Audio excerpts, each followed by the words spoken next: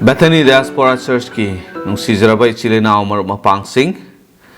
Prabhu Jisu Krista ki mingda mayambo nung sibagi salam pizari ngasi January gi tangkun mga 2026 nimit na sige damakta ako'y na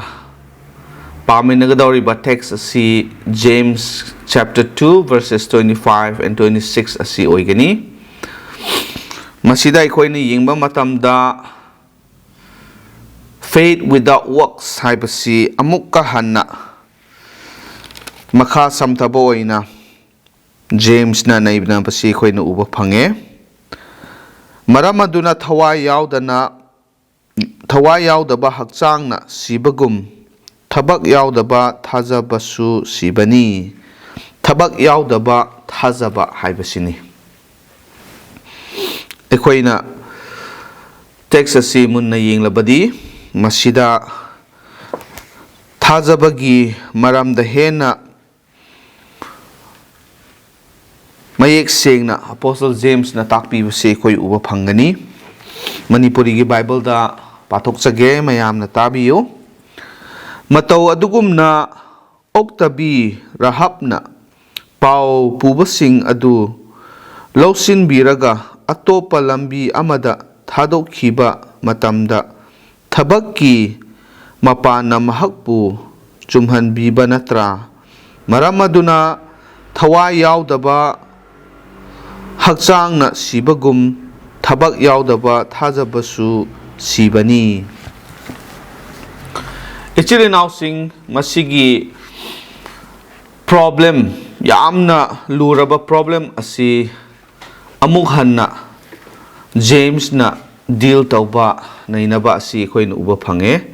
madudi karino haraga that faith does not need to have works haibadi thajaba si thabak yaudraba su yai haibagi problem asini that faith alone is sufficient Thajaba khaktang to lairagadi thabak yaudaragashu adumak konay yai haibagi wakhalon natraga masigi takba asi masigi maramda hena manungchang na James na nainabani actually now sing James na Abraham gi example asi sastradagi mahakna lauraga masidagi Achumba asyeng bathajaba thabak na utpa thajaba adugi matangda mahakna hai Abraham adu taseng na ikoy na magi wari si paba matamda zati amagi mapa amadi thajabagi mapa haina khangnai magi punsida yengmo matamda magi thajabase thabakta asmaina uthokpa asi ekoi na uba phangi Ishor na mangonda magi chahi yam khraba matamda hanuraba matamda mangonda pikhiba magi machanupa amakhaktang laijaba Isaac ado Ishor na engonda piu haina niba matamda mahakna karisu chingnaba laitara mahagi thajabagi maramna Ishorda Isaac adubu mahakna kathoki Ichili nausing magi thabak adu yengba matamda taseng na Abraham asi adugumba asengba achumba thajabasi mangonda lay haibasi magi thabak tuna utli The genuineness of his faith in God evidences itself in works Magi asengba thajaba adu hujiki magi thabak aduna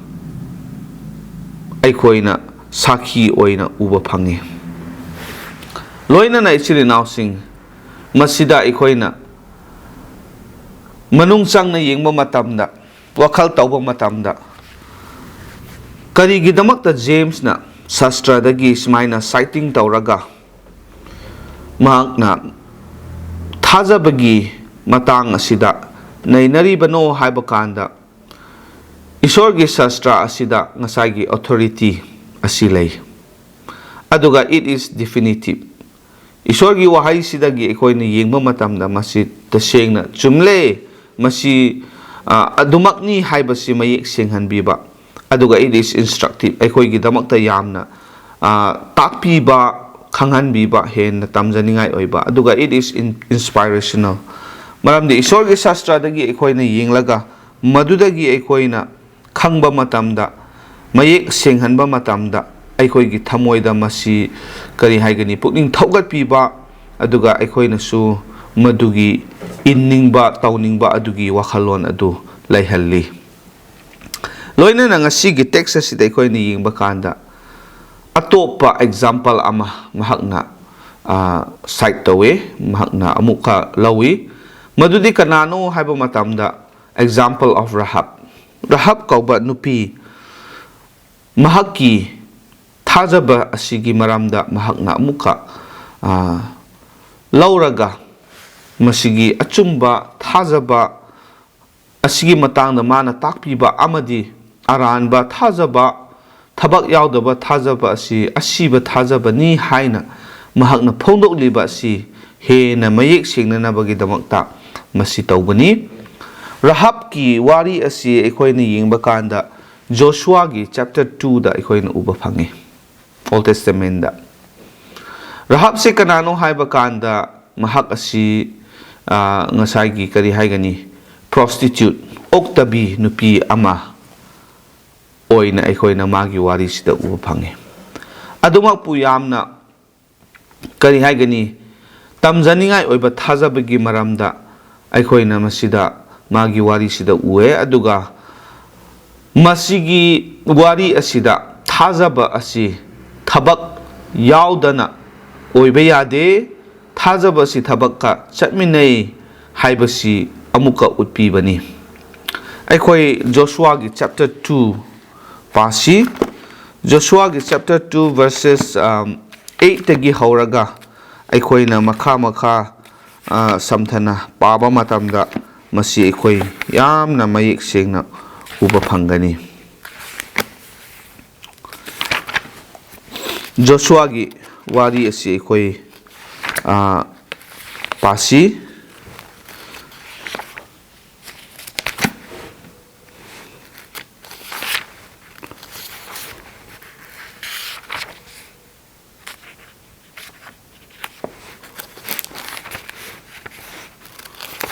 Joshua's chapter 8 or chapter 2 verses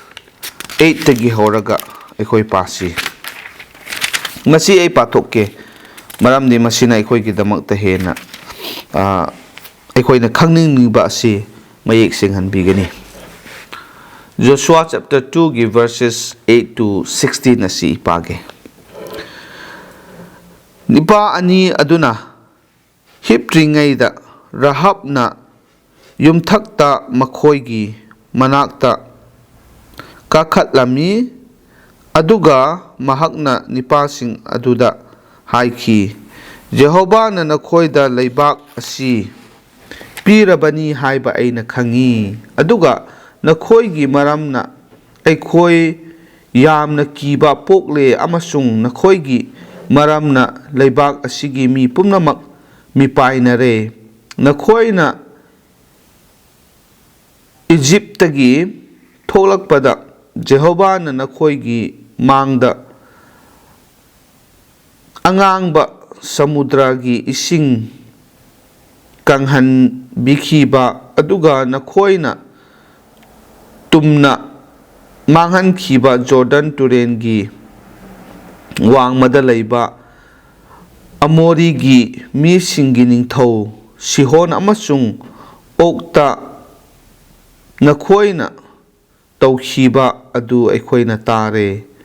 aikhoina madu hek tabaga aikhoigi pukning hanthakhi nakhoigi maramdagi mi kana amatagi thauna leiramde maramdi nakhoigi ishor Jehovadi thakta sarga amasung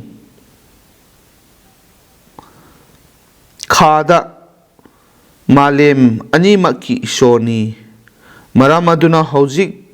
aina nakhoida haijari aina nakhoida chanbiba utkhabanina nakhoi aigi ipagi imung manungda chanbiba utpigani haiduna Jehovahgi mingda aigi iphamda wasakpiyu amasung achumba khudam ama aingonda pibiyu aduga nakhoina aigi ima ipa ibung ipa sing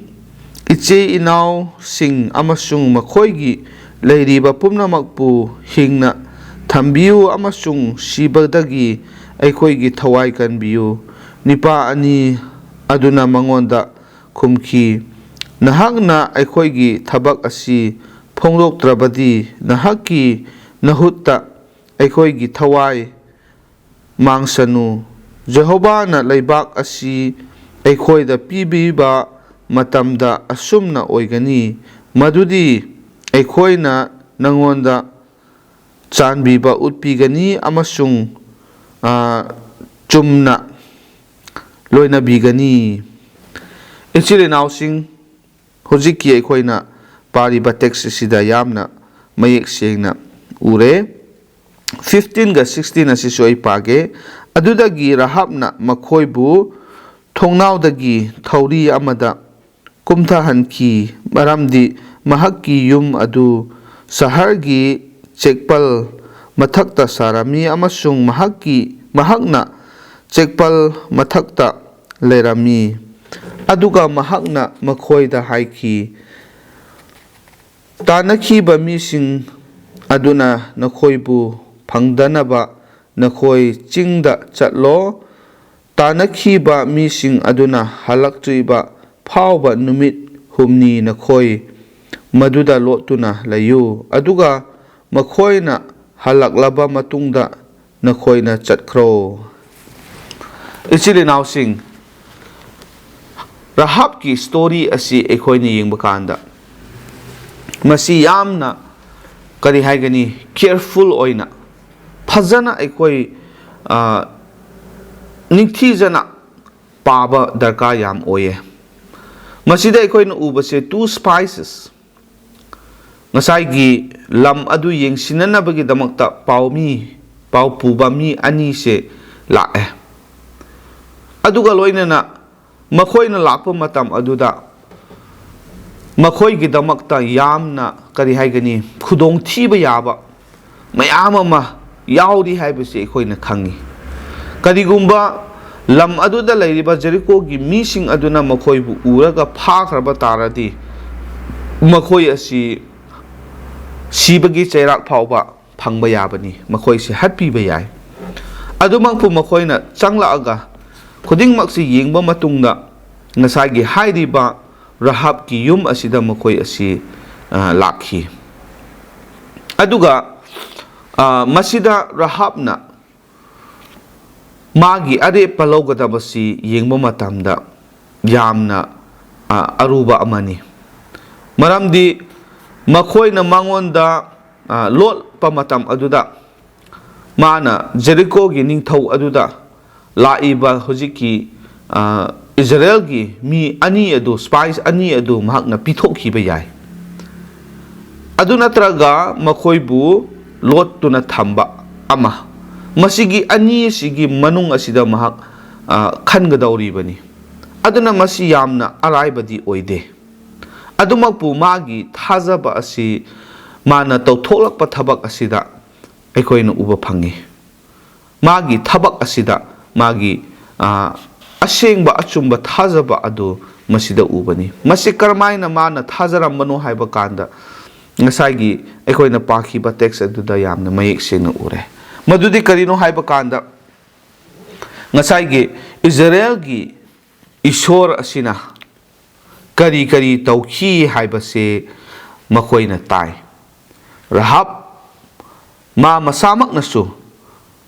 Israel singi ishor gi maram asida mahakna taki aduna mana tariba pau aduna maram oiraga mana Israel singi ishor achumba ahingba ishor adu mahakna thajaramki maram aduna magi thajabaduna maram oiraga ishor gi mising adubu mahakna kanbinanabagi damakta hotnaramki haibasi wari asida uba phange aduna ichili nausing masida ikhoina ꯌꯥꯝꯅ ꯃꯌꯦꯛ ꯁꯦꯡꯅ ꯎꯕ ꯌꯥꯕ ꯑꯁꯤ ꯀꯔꯤꯅꯣ ꯍꯥꯏꯕ ꯀꯥꯟꯗ ꯊꯥꯖꯕ ꯍꯥꯏꯕꯁꯤ ꯅꯦꯆꯔꯦꯜꯂꯤ ꯊꯕꯛꯇ ꯎꯠꯊꯣꯛꯂꯛꯄꯅꯤ ꯑꯁꯦꯡꯕ ꯑꯆꯨꯝꯕ ꯊꯥꯖꯕꯗꯣ ꯌꯥꯎꯗ꯭ꯔꯒꯗꯤ ꯀꯩꯗꯧꯉꯩꯗꯁꯨ ꯊꯕꯛꯇ ꯎꯠꯊꯣꯛꯂꯛꯄ ꯌꯥꯔꯣꯏ ꯎꯕꯁꯨ ꯎꯕ ꯐꯪꯂꯣꯏ ꯑꯗꯨꯕꯨ ꯑꯁꯦꯡꯕ ꯑꯆꯨꯝꯕ ꯑꯁꯤ ꯀꯅꯥꯒꯨꯝꯕ ꯑꯃꯒꯤ ꯄꯨꯟꯁꯤꯗ ꯂꯩꯈ꯭ꯔꯕ ꯃꯇꯝꯗ ꯊꯕꯛꯇ ꯁꯣꯏꯗꯅ ꯎꯠꯊꯣꯛꯂꯛꯏ ꯃꯗꯨꯗ ꯑꯩꯈꯣꯏ ꯎꯕ ꯐꯪꯏ ꯑꯗꯨꯅ ꯃꯁꯤꯗ ꯔꯥꯍꯥꯕꯀꯤ ꯄꯨꯟꯁꯤ ꯑꯁꯤꯗ ꯑꯩꯈꯣꯏꯅ ꯎꯕ ꯐꯪꯕꯗꯨ ꯃꯥꯒꯤ ꯑꯁꯦꯡꯕ ꯊꯥꯖꯕꯗꯨ ꯊꯕꯛꯇ ꯎꯠꯊꯣꯛꯂꯛꯄ ꯑꯁꯤꯅꯤ ꯃꯁꯤ ꯑꯩꯈꯣꯏꯅ ꯌꯦꯡꯕ ꯀꯥꯟꯗ ꯉꯁꯥꯏꯒꯤ ꯍꯥꯏꯔꯤꯕ ꯖꯦꯝꯁꯅ ꯐꯣꯡꯗꯣꯛꯂꯤꯕ ꯑꯆꯨꯝꯕ ꯑꯗꯨ ꯑꯗꯨꯛꯀꯤ ꯃꯇꯤꯛ ꯆꯥꯅꯩ ꯍꯥꯏꯕꯁꯤ ꯑꯩꯈꯣꯏꯅ ꯎꯕ ꯐꯪꯏ ꯃꯔꯝ ꯑꯗꯨꯅꯅꯤ ꯖꯦꯝꯁꯅ ꯃꯁꯤꯒꯤ ꯏꯁꯣꯔꯒꯤ ꯁꯥꯁꯇ꯭ꯔꯗ ꯂꯩꯕ ꯑꯦꯛꯖꯥꯝꯄꯜ ꯑꯁꯤ ꯃꯍꯥꯛꯅ ꯂꯧꯔꯒ ꯃꯍꯥꯛꯅ ꯇꯥꯛꯂꯤꯕ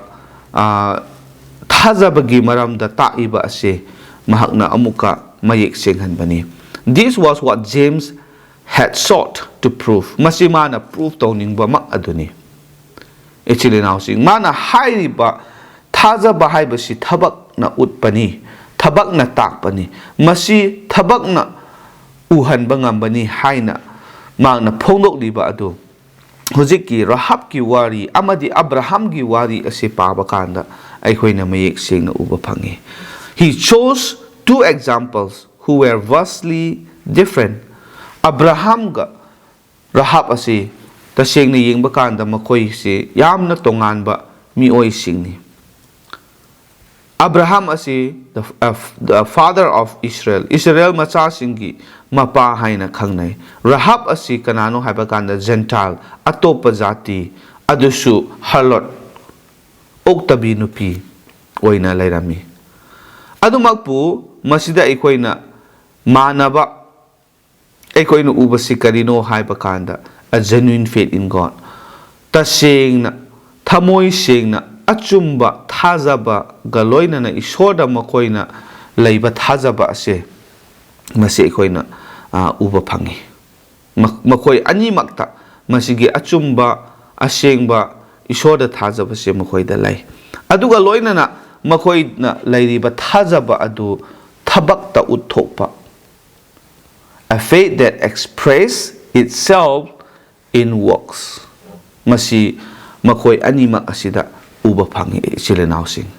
Aduna masida yamna challenging oiba aikoi gidamakta observation asi karino haiba kanda. A human being is made of two different parts. Mioiba se isona sema matamda body hakchang amadi thawai spirit or soul asi ani se yauna isona mioiba se semlai. If there is only one body, or if there is only the body, ko hakchang katang oiba taragadi karigumba thawai yaudragadi natraga thawai asina hakchang adu thanamba taragadi mioiba do kari oigani asiba haibadu oire. Masini ngasai aikoina pathoiba James ki phongdokpa wahai adu thawai yaudaba hakchang aduga aikoina makha yengba kanda masigi challenging oiba potsak ase karmaina apply tobano haiba kanda what is faith thajaba se karino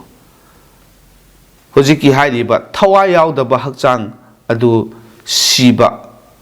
oibagumna thajaba asisu thabak yaudragadi madu achumba thajaba nate asiba thajabani haibani. Aduna faith may be defined in a number of ways. Thajaba haibasi aikoina tongan ba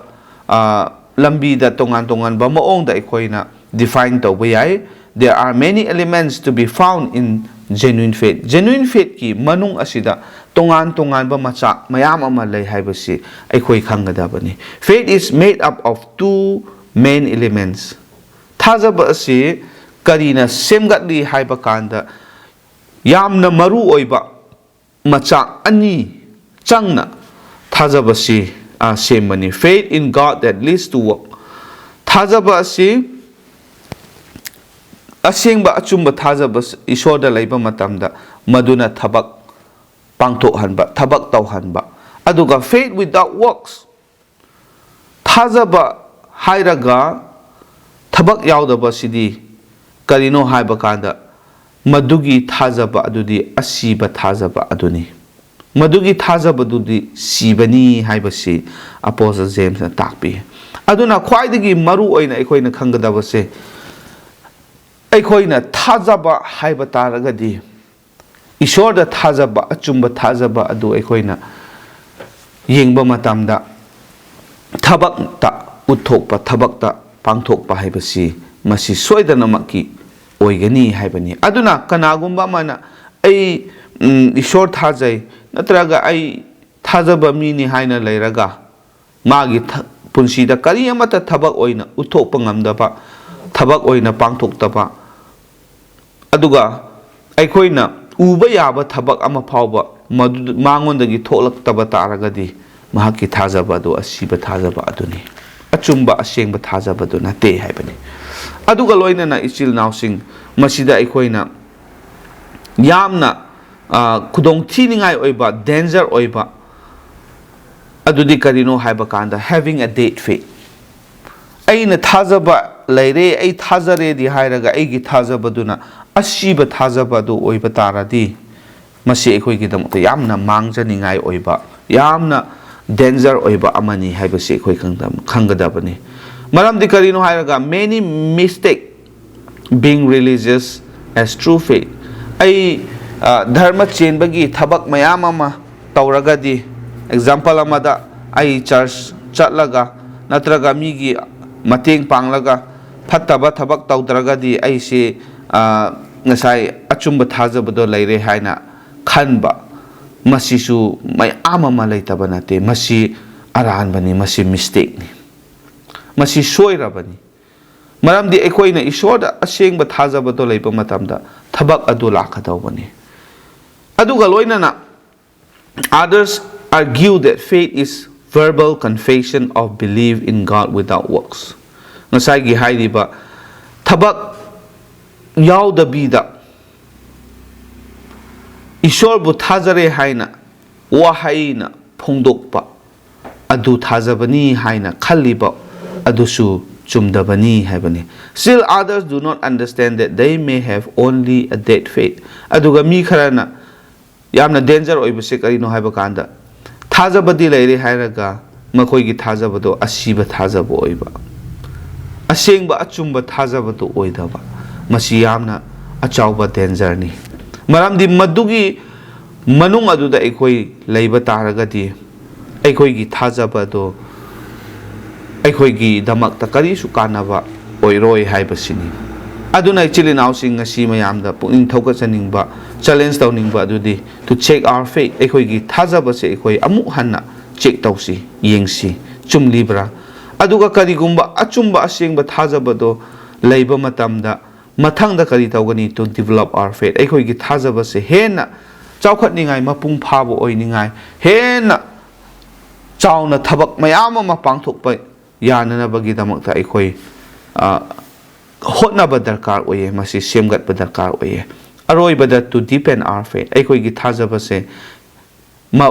ꯀꯔꯤ ꯍꯥꯏꯒꯅꯤ? 이점 ꯆꯝꯅ ꯊꯥꯖꯕ ꯂꯩꯌꯦ ꯍꯥꯏꯔꯒ ꯈꯟꯕꯗꯨ ꯅꯠꯇꯕ, ꯌꯥꯝꯅ ꯃꯅꯨꯡ ꯆꯪꯅ, ꯌꯥꯝꯅ ꯑꯀꯟꯕ ꯊꯥꯖꯕ ꯑꯗꯨ, ꯑꯆꯦꯠꯄ ꯊꯥꯖꯕ ꯑꯗꯨ ꯑꯣꯏꯅꯅꯕ ꯑꯩꯈꯣই ꯍꯣꯠꯅꯕ ꯍꯥꯏꯕꯁꯤ ꯗꯔꯀꯥꯔ ꯑꯣꯏꯌꯦ. ꯑꯗꯨꯅ ꯏꯆꯤꯜ ꯏꯅꯥꯎꯁꯤꯡ, ꯉꯁꯤ ꯑꯩꯈꯣই ꯃꯁꯤꯒꯤ ꯃꯦꯁꯦꯖ ꯑꯁꯤ ꯇꯥꯔꯒ ꯀꯔꯤ ꯈꯜꯂꯤ? ꯏꯁꯣꯔꯅ ꯑꯩꯈꯣꯏꯒꯤ ꯊꯃꯣꯏꯗ ꯊꯕꯛ ꯇꯧꯕꯤꯕ ꯑꯣꯏꯁꯅꯨ. ꯏꯁꯥꯒꯤ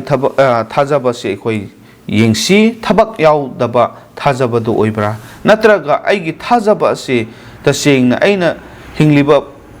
ꯄꯨꯟꯁꯤ ꯑꯁꯤꯗ ꯊꯕꯛ ꯑꯣꯏꯅ ꯌꯥꯝꯅ ꯎꯕ ꯌꯥꯕ